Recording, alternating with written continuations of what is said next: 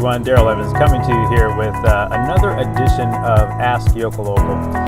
Today I have the privilege to answer a question from not just someone who's on our email list, or not just someone who reads our blog, not just someone who's a customer or client of ours, but a really good friend of mine. So shout out to my good friend and business associate now of 20 plus years, my good friend Marvon Williams, who runs American Family Agency down in Ackworth, Georgia, and top producing guy. He's one of the he's a class act. So I had to get that into this edition of Ask Yokel Local to shout him out really quick.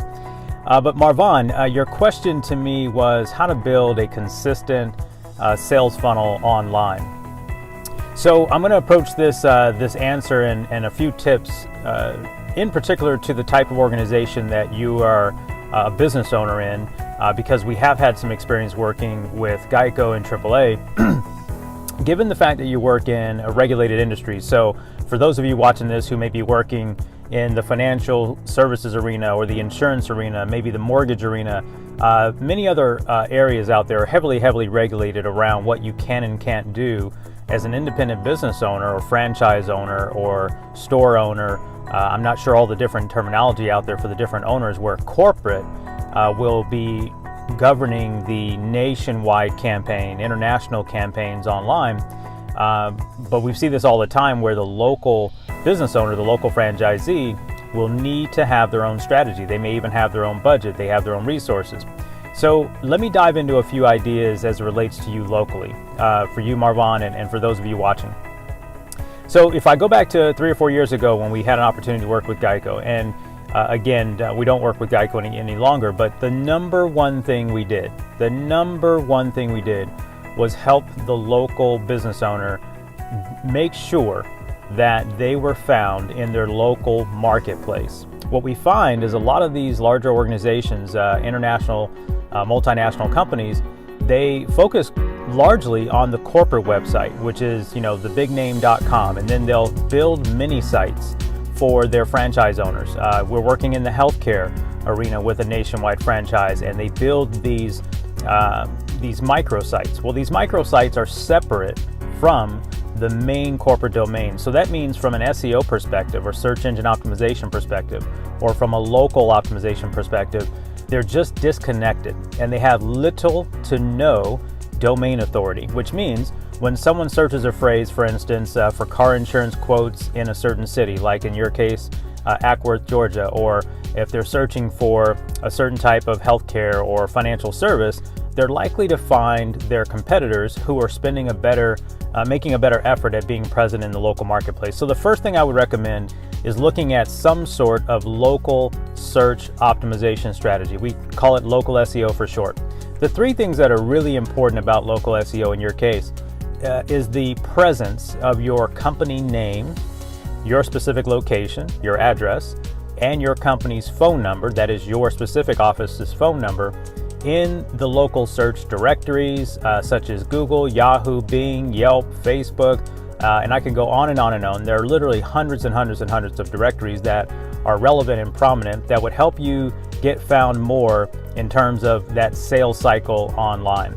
But of course, there are limitations to that strategy in the sense that most people, when they're shopping for something like insurance or financial services, it just depends on where they are in their buyer's journey. So local search engine optimization is one idea or strategy. And to do that, you don't really have to have, I don't believe your company would be against it. You might have to do some checking, but you might be able to hire a firm like ours to do something like that for you. There may be some things that you have to get approved, but this is probably the easiest strategy. Let me move to strategy number 2. I always like to give answers and talk about where these strategies fit into the 3 stages of a buyer's journey. And Marvon, you and I will, you can remember this back from the real estate and lending days where we spent a lot of time running the track together. Buyers they're not always ready to buy when they reach your website. They're not always ready to buy when they even pick up the phone and call you. So in understanding the buyer's journey, for instance, I'm going to put this more relevant to insurance. Someone has particularly maybe a homeowner's insurance policy or an auto insurance policy, or maybe you want to cross-sell an existing customer who's in your database. So the idea that I'm going to be talking about is how to implement and build a robust segmented email campaign, right? What we always think about is how to get new customers online. A lot of people talk to us about new customers and how to get found on the first page of Google and building up a fan page and running Google ads, and all of that is great from a traffic standpoint.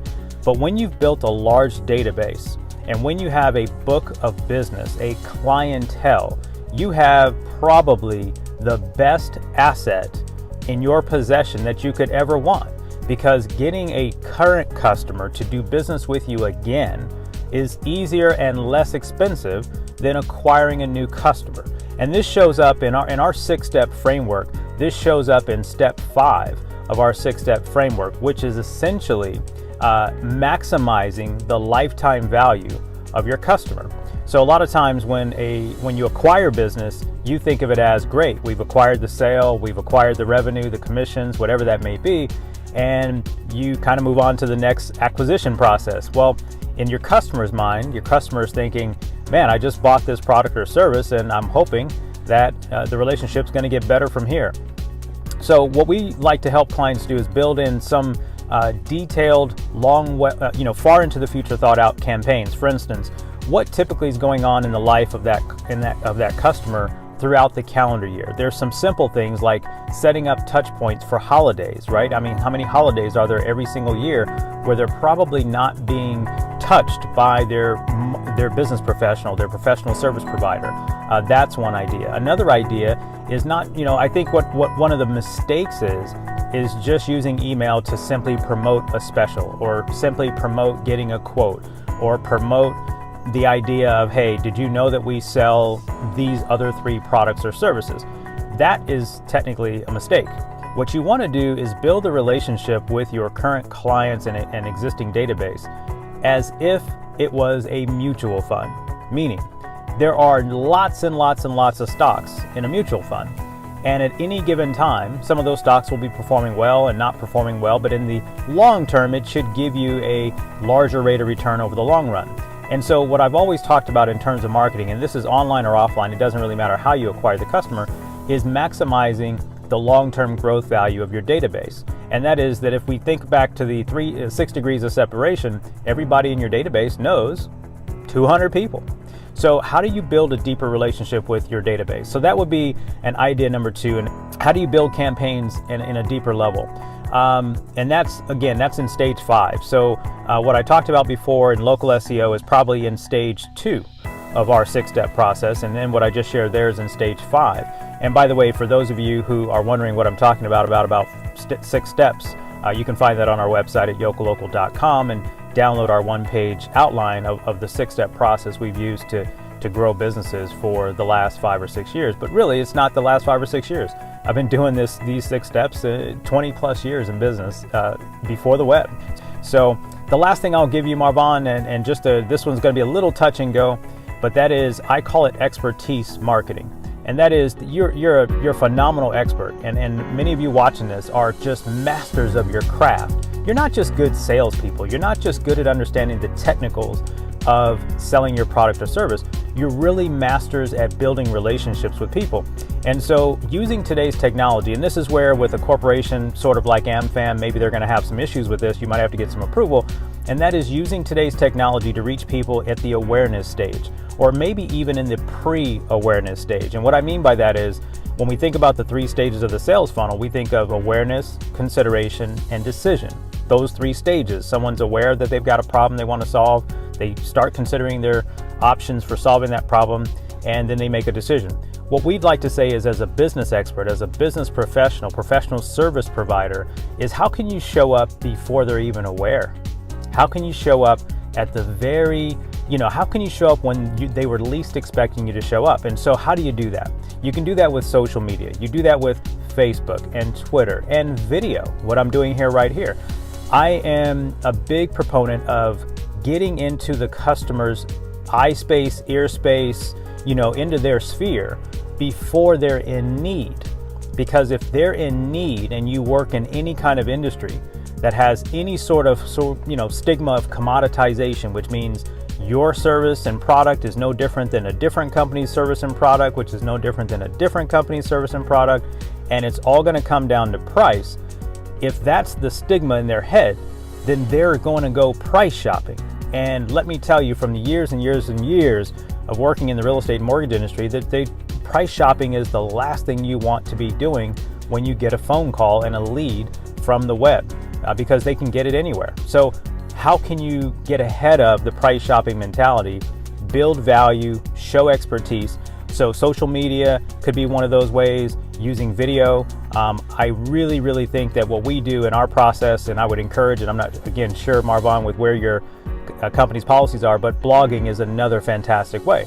I do see that on your website you have blogs that are written by corporate. You might want to figure out and see how you can use those blogs on a Facebook page and start building an audience in your local area with very inexpensive Facebook ads, which would bring awareness to people long before. Maybe they're not happy at Allstate, for example, and you could be running a Facebook ad to people that are within a 5-mile radius of your office. So that, because I looked on the map and there are hundreds of insurance agents in your area. So maybe you dial in a small Facebook campaign around a 5-mile area, and you do what we did in real estate, Marvon, which is you farm the area. Basically, you put value into the marketplace without saying, hey, you should get a new quote from, American Family. And so there's some farming techniques. But listen, I've gone really long on this episode, but I want to go back just really quick and give in those three ideas, those three strategies of how to build maybe a more consistent sales funnel. Is number one, see what you can do about improving your local SEO strategies. I mean, you're working on a third party, or what we call a niche or mini site based off the corporate website. But number two, look at how you can take your current email database and use some marketing automations. And there's some very simple, easy marketing automation tools out there that are super simple to segment your database and segment those people who've been in your database, 12 months, 6 months, 8 months, and maybe even lift the load of your sales team from having to make a lot of phone calls. You'll have people reaching out to you. And then the third thing is, how do you get into the customers or your prospects space before they're even aware they have a problem? And you can do that with social media, with blogging, with video, and really running a very effective but not too expensive Facebook campaign. So that'll wrap up today's edition of Ask Yokel Local, long edition, but sometimes things are not just black and white. Online marketing is not easy. We, again, have a 6-step strategy, a plan, a blueprint, a playbook, whatever you want to call it, that we power all of our clients' marketing through. Again, you can find that at yokellocal.com. If you'd like to get a question answered live, or should I say through video, on another edition of Ask Yokel Local, just go to yokellocal.com/ask. Let me rephrase that. It's yokellocal.com/subscribe. If you join our blog, subscribe to our updates and blog, then we're going to take you to a page where you can ask your particular question, and we'll be happy to answer it on an upcoming edition of Ask Yokel Local. My name is Daryl Evans, co-founder of Yokel Local, and I'll talk to you again in another episode. Bye-bye.